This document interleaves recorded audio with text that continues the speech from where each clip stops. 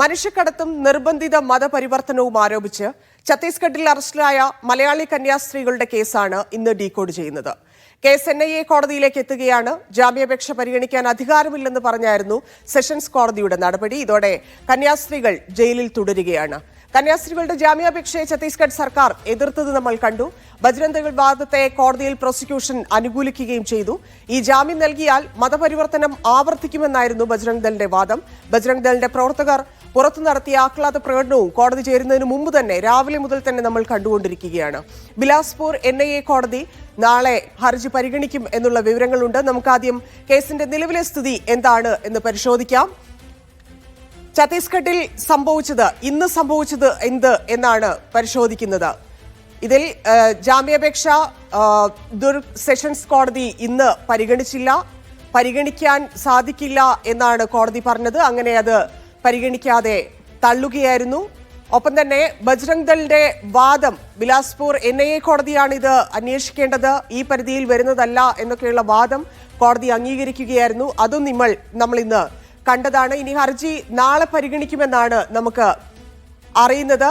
നമുക്ക് ആദ്യം PR അരവിന്ദ് ഇതിന്റെ വിശദാംശങ്ങളുമായി ചേരുന്നുണ്ട്. അരവിന്ദ്, NIA കോടതിയെ സമീപിക്കാമെന്നായിരുന്നു കോടതി പറഞ്ഞു വെച്ചത്. എന്നാൽ NIA കോടതിയിലേക്ക് എത്താനാണോ ഇപ്പോൾ കന്യാസ്ത്രീകളുടെ അഭിഭാഷകർ എടുത്തിരിക്കുന്ന തീരുമാനം എന്താണ്? ഏതു തരത്തിൽ ആ നിയമ പോരാട്ടം തുടരാം എന്നാണ് തീരുമാനിച്ചിരിക്കുന്നത്?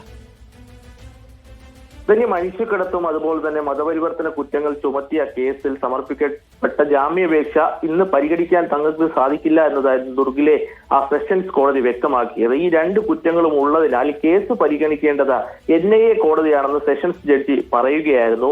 അതുപോലെ തന്നെ കന്യാസ്ത്രീയുടെ ജാമ്യത്തെ അടക്കം സംസ്ഥാന സർക്കാർ ഇന്ന് എതിർത്തു. ഈ സെഷൻസ് കോടതിയാണെന്ന് വ്യക്തമാക്കിയത്. ജാമ്യാപേക്ഷയുമായി ബന്ധപ്പെട്ട നിങ്ങൾക്ക് NIA കോടതിയെ സമീപിക്കാമെന്ന്. എന്നാലും ഇതുമായി ബന്ധപ്പെട്ട നിയമോപദേശം അടക്കം ഈ കന്യാസ്ത്രീകൾ തേടിക്കൊണ്ടിരിക്കുകയാണ്. CBC അടക്കമുള്ളവർ ഇതുമായി ബന്ധപ്പെട്ട നിയമോപദേശം തേടുകയാണ്. NIA കോടതിയെ സമീപിക്കണമോ അല്ലെങ്കിൽ മറിച്ച് ഹൈക്കോടതിയെ സമീപിക്കണോ എന്ന കാര്യത്തിൽ നാളെ ആയിരിക്കും ഒരു കൃത്യമായ ഒരു തീരുമാനത്തിലേക്ക് എത്തുക. കാരണം NIA കോടതിയിലേക്ക് എത്തിക്കഴിഞ്ഞാൽ കേസ് കൂടുതൽ സങ്കീർണമാകാനുള്ള സാഹചര്യങ്ങൾ നിലനിൽക്കുന്നുണ്ട്. കാരണം NIA നിലവിൽ ഇതുമായി ബന്ധപ്പെട്ട് കേസ് രജിസ്റ്റർ ചെയ്തിട്ടില്ല.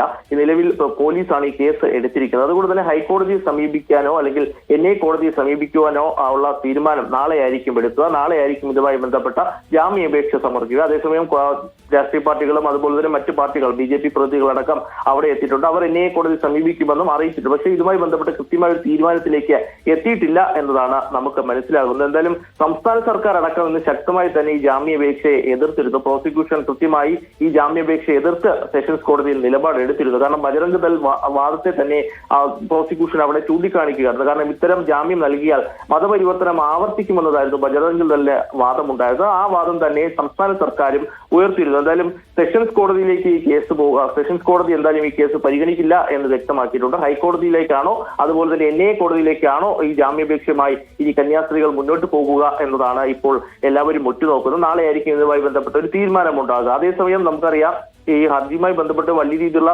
പ്രതിഷേധം ഇന്ന് കോടതി പരിസരത്തുണ്ടായിരുന്നു. ബജറംഗ് ദൾ പ്രവർത്തകർ ഇന്ന് രാവിലെ തന്നെ അവിടെ തടിച്ചുകൂടി മുദ്രാവാക്യങ്ങൾ ഉയർത്തിയിരുന്നു. വലിയ രീതിയിലുള്ള പ്രതിഷേധം, ജാമ്യം അനുവദിക്കരുതെന്ന തരത്തിലുള്ള ആ പ്രതിഷേധങ്ങൾ ഉയർത്തിയിരുന്നു. എന്തായാലും വലിയ ഭീഷണിയും അതുപോലെ തന്നെ ഇതും ഇപ്പോഴും തുടരുകയാണ്. എന്തായാലും വലിയ പ്രതിഷേധങ്ങൾ നമുക്കറിയാം. BJP പ്രതിനിധികളുണ്ട്, അതുപോലെ തന്നെ കോൺഗ്രസിന്റെയും അതുപോലെ തന്നെ മറ്റ് പ്രതിപക്ഷ പാർട്ടി പ്രതിനിധികളും നിലവിൽ ഛത്തീസ്ഗഡിലുണ്ട്. ഇവർക്ക് ആവശ്യമായ എല്ലാ സഹായങ്ങളും നൽകുമെന്ന് തന്നെയാണ് ആ പാർട്ടികൾ വാഗ്ദാനം ചെയ്തത്. പക്ഷേ ഈ കന്യാസ്ത്രീകൾ ജയിലിൽ കഴിയുന്നത് തുടരുകയാണ്. എന്തായാലും ജാമ്യാപേക്ഷയുമായി NIA കോടതിയെ സമീപിക്കണമോ അതുപോലെ തന്നെ ഹൈക്കോടതിയെ സമീപിക്കണമോ എന്നതിലാണ് ഇപ്പോൾ ഒരു തീരുമാനം എടുക്കാത്തത്. ആ തീരുമാനം നാളെ അറിയിക്കും. അതനുസരിച്ചായിരിക്കും ഈ കന്യാസ്ത്രീകളുടെ ജാമ്യാപേക്ഷയുമായി മുന്നോട്ട് പോവുക. ധന്യ. ശരി അരവിന്ദ്, ഇത്തരത്തിലാണ്, അതായത് ഇനി ഏതു തരത്തിലായിരിക്കും നിയമപരമായിട്ട് മുന്നോട്ട് പോവുക കന്യാസ്ത്രീകളുടെ കേസിൽ എന്തൊക്കെയുള്ള കാര്യങ്ങൾ നമുക്ക് അറിയേണ്ടതുണ്ട്. നാളെ തന്നെ NIA കോടതിയെ സമീപിക്കുമോ എന്നുള്ള കാര്യത്തിൽ നമുക്കിപ്പോഴും സ്ഥിരീകരിക്കാൻ സാധിച്ചിട്ടില്ല. എന്താണ് അവർ ഉദ്ദേശിക്കുന്നത്, ഇല്ലെങ്കിൽ ഏത് തരത്തിൽ മുന്നോട്ട് നീങ്ങാനാണ് കണക്ക് കൂട്ടുന്നത് എന്നൊക്കെയുള്ള കാര്യങ്ങൾ ഇനിയും വ്യക്തത വരേണ്ടിയിരിക്കുന്നു. നമുക്കറിയാം മനുഷ്യക്കടത്തും മതപരിവർത്തന കുറ്റങ്ങളും ഒക്കെ ചുമത്തിയ കേസാണ് സമർപ്പിക്കപ്പെട്ടിരിക്കുന്നത്. ആ ജാമ്യാപേക്ഷയിലാണ് ദുർഗിലെ സെഷൻസ് കോടതി പരിഗണിക്കാതിരുന്നത്. അതിന് കാരണമുണ്ട്. കാരണം മനുഷ്യക്കടത്ത് അത്ര ഗുരുതരമായ വിഷയമാണ്. മറ്റൊന്ന് നിർബന്ധിച്ചുള്ള മതപരിവർത്തനമാണ് പ്രകടനമാണ്. അപ്പം സ്വാഭാവികമായിട്ടും അത് NIA അന്വേഷിക്കണം എന്നതിലേക്ക് കോടതി മാറ്റുകയായിരുന്നു. അതിന്റെ പിന്നിലുള്ള കാര്യങ്ങളും നമുക്ക് പരിശോധിക്കാം. ഈ രണ്ട് കുറ്റങ്ങളും ഉള്ളതിനാൽ ഈ കേസ് പരിഗണിക്കേണ്ട എന്ന് NIA കോടതി ആണ് പരിഗണിക്കേണ്ടതെന്നുമാണ് സെഷൻസ് ജഡ്ജി ഇന്ന് പറഞ്ഞത്. തുടർന്നാണ് ഈ കേസ് വിലാസ്പൂർ NIA കോടതിയിലേക്ക് പോകും, ഇല്ലെങ്കിൽ അങ്ങോട്ട് പോകാം എന്ന നിർദ്ദേശം കോടതി നൽകിയത്. പിന്നാലെ ഈ CBCI NIA കോടതിയെ സമീപിക്കാമെന്ന് തീരുമാനിച്ചു എന്നുള്ള വാർത്തകൾ വരുന്നുണ്ടായിരുന്നു. പക്ഷേ അതിൽ കൺഫർമേഷൻ വരേണ്ടതുണ്ട്. ഒപ്പം തന്നെ ഈ സെഷൻസ് കോടതിക്ക് പുറത്ത് ഇന്ന് നമ്മൾ കണ്ടതാണ് വലിയ പ്രതിഷേധവും ഭീഷണിയും ഒക്കെയായി ബജ്രംഗ് ദൾ പ്രവർത്തകർ അവിടെ തമ്പടിച്ചത് നമ്മൾ കണ്ടു. കന്യാസ്ത്രീകളെയും പെൺകുട്ടികളെയും ഒക്കെ തടഞ്ഞുവെച്ച് ഭീഷണിപ്പെടുത്തിയ ജ്യോതി ശർമ്മയുടെ നമ്മൾ അന്ന് റെയിൽവേ സ്റ്റേഷനിൽ നിന്നുള്ള ദൃശ്യങ്ങളൊക്കെ നമ്മൾ കണ്ടതാണ്. അതിനുശേഷം പോലീസ് സ്റ്റേഷനുമായി ബന്ധപ്പെട്ട് നമ്മുടെ MP-മാർ, ലോക്സഭയിലെ MP-മാർ എല്ലാവരും നമ്മളോട് പ്രതികരിച്ചത്, അവരെ കണ്ടതിന് ശേഷം പ്രതികരിച്ചത് നമുക്കറിയാം. കാരണം അവർ വളരെ മോശമായിട്ട് ശാരീരികമായിട്ട് പോലും അവരുടെ വലിയ സമ്മർദ്ദം അവർക്കുണ്ടായിരുന്നു എന്നുള്ള രീതിയിൽ അങ്ങനെ ആ സംഘം ഭീഷണിപ്പെടുത്തിയിട്ടുണ്ട്. ഇന്നിപ്പോൾ കോടതിയിൽ ഹർജി പരിഗണിക്കുന്നതിന് മുന്നേ തന്നെ അവിടെ മുദ്രാവാക്യം വിളികളുമായി ബജ്രംഗ് ദളിന്റെ ആഹ്ലാദ പ്രകടനവും അതിനു മുമ്പുള്ള മുദ്രാവാക്യം വിളികളും ഒക്കെ നമ്മൾ കണ്ടതാണ്. അപ്പൊ ഈ കേസ് അന്വേഷിക്കേണ്ടത് RPF-ഉം ഛത്തീസ്ഗഡ് പോലീസും അല്ല എന്നാണ് ബജ്രംഗ് ദൾ ഇന്ന് കോടതിയിൽ വാദിച്ചിരുന്നത്. അത് കോടതി അംഗീകരിക്കുകയായിരുന്നു. ആ കോടതി കേസ് പരിഗണിക്കുന്നതിന് മുന്നേ തന്നെ കോടതിക്ക് മുന്നിലുള്ള ആഹ്ലാദ പ്രകടനം കണ്ടപ്പോൾ തന്നെ നമുക്ക് മനസ്സിലായതാണ് ഏത് തരത്തിലായിരിക്കും കോടതി ഇതിനെ നോക്കിക്കാണുക എന്നുള്ളത്. അപ്പം അവിടെ മുഖ്യമന്ത്രി എന്താണ്, അതായത് മുഖ്യമന്ത്രി വിഷ്ണുദേവ് സായി പറഞ്ഞ കാര്യങ്ങൾ കൂടി പരിശോധിക്കുകയാണെങ്കിൽ ഈ പ്രലോഭനത്തിലൂടെ മനുഷ്യക്കടത്തും മതം മാറ്റാനുള്ള ശ്രമവും ഒക്കെ നടന്നു എന്നാണ് ഛത്തീസ്ഗഡ് മുഖ്യമന്ത്രി സമൂഹ മാധ്യമത്തിലെ ആദ്യത്തെ പ്രതികരണമായി വന്നിരുന്നത്. അതേ നിലപാട് തന്നെയാണ് ഇപ്പോഴും എടുക്കുന്നത്. ഇന്നിപ്പോൾ ഇടതുപക്ഷത്തിന്റെ ഒക്കെ ഒരു നിവേദനം നൽകിയിട്ടുണ്ട് ഈ കേസുമായി ബന്ധപ്പെട്ട് മുഖ്യമന്ത്രിക്ക്. പക്ഷേ അതിൽ കാര്യമില്ല എന്ന് തോന്നിക്കുന്ന പ്രതികരണങ്ങളായിരുന്നു കഴിഞ്ഞ ദിവസം മുഖ്യമന്ത്രിയുടെ ഭാഗത്തു നിന്നുണ്ടായത്. അപ്പം ആ നിയമത്തിന്റെ വഴിക്ക് പോകും എന്നാണ് വിഷ്ണുദേവ് സായി പ്രതികരിച്ചിരുന്നത്. ഈ കന്യാസ്ത്രീകളെ ഇതെല്ലാം പറഞ്ഞ് സംഘപരിവാർ ക്രിമിനൽസും BJP സർക്കാരും ഒക്കെ കൈകാര്യം ചെയ്തത് എങ്ങനെയാണ് എന്ന് അവിടെ എത്തിയ കേരളത്തിലെ MP-മാർക്ക് ബോധ്യപ്പെട്ടതാണ്. അവിടെ ഇടതുപക്ഷ MP-മാരും ലോക്സഭാ MP-മാരും ഒക്കെ അത് കേട്ട് അവർ പറഞ്ഞതൊക്കെ കേട്ട് ഞെട്ടിപ്പോയ കാര്യങ്ങളൊക്കെ മാധ്യമങ്ങളോട് പങ്കുവയ്ക്കുന്നുണ്ടായിരുന്നു. അപ്പം തന്നെ ഈ നിയമത്തിന്റെ വഴിക്കെന്ന് പറഞ്ഞ മുഖ്യമന്ത്രി വിഷ്ണുദേവ് സായിയുടെ നിയമപാലകരാണ് ഈ ഗുണ്ടായിസം നടത്തിയത് എന്നൊരു യാഥാർത്ഥ്യം കൂടി അവിടെയുണ്ട്. അപ്പം തന്നെ ഈ കൊടും ക്രിമിനലുകളെ അവരെ താമസിപ്പിക്കുന്നത് ക്രിമിനലുകൾ താമസിക്കുന്ന ദുർഗിലെ സെൻട്രൽ ജയിലിലാണ്. കുറ്റവാളികളെ പോലെ ഈ കുറ്റവാളികൾക്കൊപ്പം ഈ കന്യാസ്ത്രീകളെ ഇട്ടിരിക്കുന്നത് എന്നുള്ളതുണ്ട്. അത്തരത്തിൽ നീതി നിഷേധത്തിന്റെ ഇല്ലെങ്കിൽ ക്രിസ്ത്യൻ വേട്ടയുടെ ഒരു നേർക്കാഴ്ചയാണ് നമുക്ക് കാണാൻ സാധിക്കുന്നത്. ഇനി നമുക്ക് വിഷയത്തിലേക്ക് ഇല്ലെങ്കിൽ കേരളത്തിലേക്ക് വരാം. ഈ കന്യാസ്ത്രീകളോട് BJP ചെയ്തത് എന്ത് എന്നുള്ളതാണ് ആദ്യത്തെ ചോദ്യം. BJP നമുക്കറിയാം കന്യാസ്ത്രീകളുടെ ഒപ്പമാണ് എന്നാണ് അവരാദ്യം പറഞ്ഞത്. നമുക്ക് ആദ്യം തന്നെ ഇവിടെ നിന്ന് വന്നിരുന്ന പ്രതികരണം BJP അധ്യക്ഷന്റേതായിരുന്നു. അപ്പം കന്യാസ്ത്രീകൾക്കൊപ്പം എന്ന് BJPയുടെ സംസ്ഥാന അധ്യക്ഷൻ ഇവിടെ പറയുന്നു. മറ്റൊന്ന് നീതി ലഭിക്കണമെന്ന് മറ്റ് BJP നേതാക്കൾ ഇവിടെ പ്രതികരിക്കുന്നു. ഒപ്പം തന്നെ നീതിക്കായി പോരാടാൻ ഛത്തീസ്ഗഡിലേക്ക് ആളെ വിടുന്നു. അതിനുശേഷം എന്നിട്ട് ഇത്രയുമൊക്കെ ചെയ്തു കഴിഞ്ഞിട്ടില്ലെങ്കിൽ ഈ തരത്തിലൊക്കെ പ്രതികരണങ്ങൾ നടത്തിയിട്ട് എന്നിട്ട് എന്തുണ്ടായി എന്നുള്ളതാണ് ഇവിടെ വരുന്ന ചോദ്യം. BJP ഇത്രയും കാര്യങ്ങൾ ഇവിടെ പറഞ്ഞിട്ട് എന്ത് സംഭവിച്ചു എന്നുള്ളതാണ്. പക്ഷേ ഒന്നും ഉണ്ടായിട്ടില്ല എന്ന് നമ്മൾ കണ്ടു. കാരണം കേസ് NIAക്ക് വിടുകയാണ് ഉണ്ടായത്. ഗുരുതര വകുപ്പുകളാണ് ചുമത്തിയിട്ടുള്ളത്. ആ കേസിൽ കന്യാസ്ത്രീകൾ ജയിലിൽ തന്നെ തുടരുന്നു. അങ്ങനെ എത്ര പേർ കിടക്കുന്നു? അപ്പോൾ BJP ഇവിടെ ചെയ്യുന്നത് എന്താണ് എന്നൊക്കെയുള്ള ചോദ്യങ്ങൾ ഉയർന്നുകൊണ്ടേയിരിക്കുകയാണ്. അത് കുറച്ചുകൂടി നമുക്ക് വ്യക്തമാകും. കാരണം ഇന്നിപ്പോൾ കെ സുരേന്ദ്രന്റെ വാക്കുകൾ കേട്ടിട്ടുണ്ടെങ്കിൽ നമുക്കത് മനസ്സിലാവും. കന്യാസ്ത്രീകളെ അറസ്റ്റ് ചെയ്ത സംഭവത്തിൽ BJP സംസ്ഥാന പ്രസിഡന്റിനെ അദ്ദേഹം തള്ളുകയായിരുന്നു. കാരണം കേരളം ഒഴികെയുള്ള സംസ്ഥാനങ്ങളിലൊക്കെ ഈ മതപരിവർത്തനം നടക്കുന്നുണ്ടെന്നാണ് കെ സുരേന്ദ്രൻ പറയുന്നത്. മുമ്പ് കേരളത്തിലും ആ മതപരിവർത്തനം നടന്നിട്ടുണ്ട്. അപ്പൊ ഈ അറസ്റ്റിലായ കന്യാസ്ത്രീകൾ മതപരിവർത്തനം നടത്തിയിട്ടില്ല എന്നുള്ള രാജീവ് ചന്ദ്രശേഖരന്റെ ആ പ്രതികരണം പാടെ തള്ളുകയാണ് BJPയുടെ മറ്റു നേതാക്കൾ. അപ്പോൾ തന്നെ BJPക്കുള്ളിൽ കേരളത്തിൽ ഉണ്ടായിരുന്ന BJP എടുത്തിരുന്ന ഒരു സ്റ്റാൻഡ് അതിൽ തന്നെ വ്യത്യാസമുണ്ട്. ഇല്ലെങ്കിൽ അങ്ങനെ ഒരു വിള്ളൽ അവിടെ സംഭവിച്ചിട്ടുണ്ട് എന്നുള്ളത് കുറച്ചുകൂടി വ്യക്തമാവുകയാണ്. അപ്പോൾ കന്യാസ്ത്രീകൾക്കൊപ്പം എന്ന് BJP സംസ്ഥാന പ്രസിഡന്റും മറ്റു ചില നേതാക്കളും ഒക്കെ വെറുതെയെങ്കിലും പറയുന്നുണ്ട്. പക്ഷേ ഇവരുടെയൊക്കെ വോട്ട് വാങ്ങി ലോക്സഭയിലെത്തിയ ഒരു MP ഉണ്ട്. തൃശ്ശൂരിൽ അൽഫോൺസാമയെ കാണാനെത്തിയ ക്രിസ്ത്യാനികൾക്ക് വാഗ്ദാനങ്ങൾ വാരിക്കോരി നൽകിയ സുരേഷ് ഗോപി MP ഇതുവരെ ഈ വിഷയത്തിൽ പ്രതികരിച്ചിട്ടുമില്ല. കഴിഞ്ഞ ദിവസം കേന്ദ്ര സഹമന്ത്രി ജോർജ് കുര്യൻ പ്രതികരിച്ചിരുന്നു. പക്ഷേ അതും ഒട്ടും അനുകൂലമായിട്ടുള്ള ഒരു സമീപനമായിട്ട് നമുക്ക് ആ കേസുമായി ബന്ധപ്പെടുത്തി കാണാൻ സാധിക്കുന്നതല്ല. അത് ജോൺ വിട്ടാസ് MP പറഞ്ഞതുപോലെ കേരളത്തിലെ അരമനയിൽ കേക്കുമായി കയറി ഇറങ്ങുന്നവരുടെ ഉള്ളിലിപ്പ് ഇതിലൂടെ മനസ്സിലാകുന്നു എന്ന് തന്നെയാണ്. മറ്റൊരു പ്രധാന വിഷയം ഈ ക്രൈസ്തവ സഭകളുടെ പ്രതിഷേധമാണ്. സംസ്ഥാനത്ത് നമ്മൾ കണ്ടുകൊണ്ടിരിക്കുകയാണ്. കഴിഞ്ഞ 2-3 ദിവസമായിട്ട് ക്രൈസ്തവ സഭകളെല്ലാം ഇതുമായി ബന്ധപ്പെട്ടുള്ള പ്രസ് റിലീസുകളും പ്രതികരണങ്ങളും പ്രസ് മീറ്റുകളും ഒക്കെയായിരുന്നു. ഈ ദിവസം ഇന്നിപ്പോൾ അവർ തെരുവിലേക്ക് ഇല്ലെങ്കിൽ രാജ്ഭവനിലേക്ക് മറ്റ് പല സ്ഥലങ്ങളിലും അവർ പ്രതിഷേധവുമായി എത്തി. ക്രൈസ്തവരുടെ ഇല്ലെങ്കിൽ ക്രൈസ്തവ സംഘടനകളുടെ സഭകളുടെ ഒരു പ്രതിഷേധം ഉച്ചത്തിലുയരുന്ന കാഴ്ചയാണ് ഇന്ന് നമ്മൾ കണ്ടത്. അതിൽ വൈദികരും വിശ്വാസികളും കന്യാസ്ത്രീകളും ഒക്കെ കറുത്ത റിബണൊക്കെ ഒക്കെ മൂടിക്കെട്ടി രാജ്ഭവനിലേക്ക് റാലി നടത്തിയ കാഴ്ച കണ്ടു. അത്തരത്തിൽ പലയിടത്തും പ്രതിഷേധ സംഗമങ്ങൾ നടക്കുന്നത് നമ്മൾ കണ്ടു.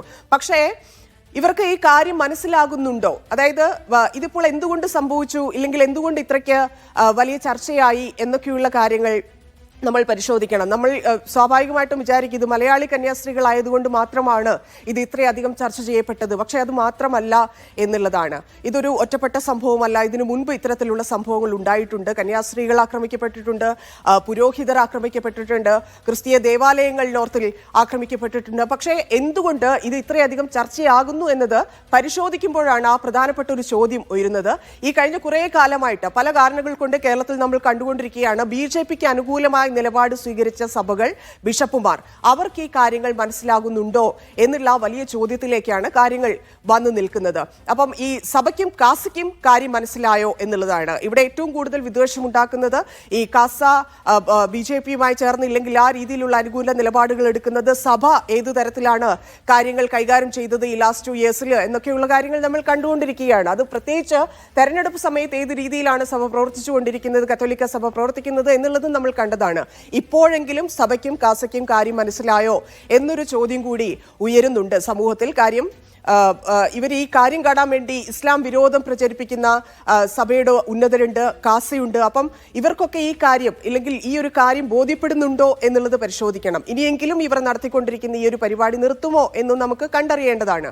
കാരണം നമുക്കറിയാം പൗരത്വ ഭേദഗതി നിയമം വന്നപ്പോൾ എന്തായിരുന്നു കത്തോലിക്ക സഭയുടെ നിലപാട് എന്നുള്ളത് നമുക്കറിയാം. അവർ മിണ്ടിയിട്ടില്ല. അവരുടെ പൗരത്വത്തെ അത് ബാധിക്കില്ല എന്ന രീതിയിലായിരുന്നു അവരുടെ പ്രതികരണം. ഒരു തരത്തിലുള്ള പ്രതിഷേധത്തിലേക്കോ ഇല്ലെങ്കിൽ ഒരു തരത്തിലുമുള്ള അഭിപ്രായ പ്രകടനത്തിലേക്കോ ഏതെങ്കിലും രീതിയിൽ അതിനെ എതിർക്കുന്നതിലേക്ക് കത്തോലിക്ക സഭ പോയിട്ടുണ്ടോ എന്നുള്ളത് സംശയമാണ്. അത്തരത്തിലൊരു രീതിയിലും അവർ പ്രതികരിച്ചിരുന്നില്ല.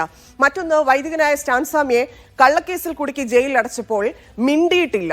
അതൊരു വൈദികനാണ്. അദ്ദേഹം ആർക്കു വേണ്ടിയാണ്? നോർത്തിലെ ആദിവാസികൾക്കും ദളിതർക്കും ഒക്കെ വേണ്ടിയാണ് അദ്ദേഹം പ്രവർത്തിച്ചിട്ടുള്ളത്. അപ്പം ഒരു കള്ളക്കേസിലൂടെ അദ്ദേഹത്തെ പിടിച്ച് ജയിലിലിട്ട സമയത്ത് മിണ്ടിയിട്ടില്ല കത്തോലിക്ക സഭ. കാരണം അത് സഭയ്ക്ക് നഷ്ടമുണ്ടാക്കും എന്നുള്ള ബോധ്യമുണ്ട്. അതുകൊണ്ട് തന്നെ അത് പല രീതിയിലും തിരിച്ചടിക്കും എന്നുള്ളത് കൊണ്ടായിരിക്കും ഒരു പക്ഷേ സഭ അതിൽ മിണ്ടിയിട്ടില്ല. പിന്നീട് മണിപ്പൂരാണ് ഉണ്ടായത്. മണിപ്പൂർ കത്തി അമർന്ന സമയത്ത് പോലും മിണ്ടിയില്ല. അത് ഗോത്രവർഗ്ഗക്കാരുടെ കാര്യമല്ലേ എന്നുള്ള രീതിയിലായിരുന്നു അതുമായി ബന്ധപ്പെട്ട്. പിന്നീട് പലതവണ വൈദികരും ഇത്തരത്തിൽ പള്ളികളും ആക്രമിക്കപ്പെട്ട സമയത്തൊക്കെ ഈ മണിപ്പൂരിന്റെ ചോദ്യം ചോദിക്കുമ്പോൾ ഒഴിഞ്ഞു മാറുന്നത് നമ്മൾ കണ്ടിട്ടുണ്ട് പല ഘട്ടത്തിലും. അപ്പൊ ഈ വഖഫിൽ മാത്രമാണ് ഒരു നിലപാടുണ്ടായിരുന്നത്. അതെന്തുകൊണ്ട് എന്നുള്ളത് നമുക്ക് ആലോചിച്ചാൽ മനസ്സിലാവുന്നതേ ഉള്ളൂ. ആ ആക്ടിനെ പരസ്യമായി പിന്തുണച്ചു, ജനപ്രതിനിധികൾക്ക് സമ്മർദ്ദം ചെലുത്തി അതിന്റെ പിന്തുണ അറിയിക്കാൻ വേണ്ടി അത്തരത്തിൽ വഖഫിൽ ഇടപെട്ടിട്ടുണ്ട്. അങ്ങനെയൊക്കെയുള്ള നിലപാടുകളിലും ആ പക്ഷം ചേരലും അത് മാറ്റി യഥാർത്ഥ ശത്രു ആരാണ് ഇല്ലെങ്കിൽ ശത്രുവിനെ തിരിച്ചറിയേണ്ട ഒരു സമയം ആയിരിക്കുന്നു എന്നത് അവർക്ക് മനസ്സിലാക്കണം. ഒറ്റ കാര്യമേ ഉള്ളൂ. സംഘപരിവാറുകാരുടെ ഗുരുജി ഗോൾവാക്കർ പറഞ്ഞത് ഓർക്കുക എന്നത് മാത്രം. 3 ശത്രുക്കളാണുള്ളത്. അതൊന്ന് കമ്മ്യൂണിസ്റ്റാണ്, മുസ്ലിമാണ്, മൂന്നാമത്തേത് ക്രിസ്ത്യാനിയാണ്. ആ കാര്യത്തിലേക്ക് ഇല്ലെങ്കിൽ ആ ഓർമ്മയിലേക്ക് അങ്ങനെ ഒരു ലക്ഷ്യത്തിലേക്കാണ് പോയിക്കൊണ്ടിരിക്കുന്നത് കാര്യങ്ങൾ എന്നതിലേക്ക് എത്തുക എന്നത് മാത്രമാണ് സഭയെ സംബന്ധിച്ച് ഇനി ഓർക്കാനുള്ളത്. മറ്റൊന്ന്, ഇവിടെ BJPയുടെ നിലപാടിൽ RSSന് അതൃപ്തിയുണ്ട് എന്നുള്ളതാണ്. ഇന്ന് പല പ്രതികരണങ്ങളായിട്ട് ഇപ്പം ഫേസ്ബുക്കിലൂടെയും അല്ലാതെയും ഒക്കെ പല പ്രതികരണങ്ങളായിട്ട് RSSന്റെ ഇവിടെ രാജീവ് ചന്ദ്രശേഖർ എടുത്തിരിക്കുന്ന നിലപാടിലുള്ള അമർഷം പല രീതിയിൽ പുറത്തു വന്നുകൊണ്ടിരിക്കുകയാണ്. രാജീവ് ചന്ദ്രശേഖർ ക്രൈസ്തവ പ്രീണനം നടത്തുന്നു എന്നാണ് RSSന്റെ പ്രധാന വിമർശനം.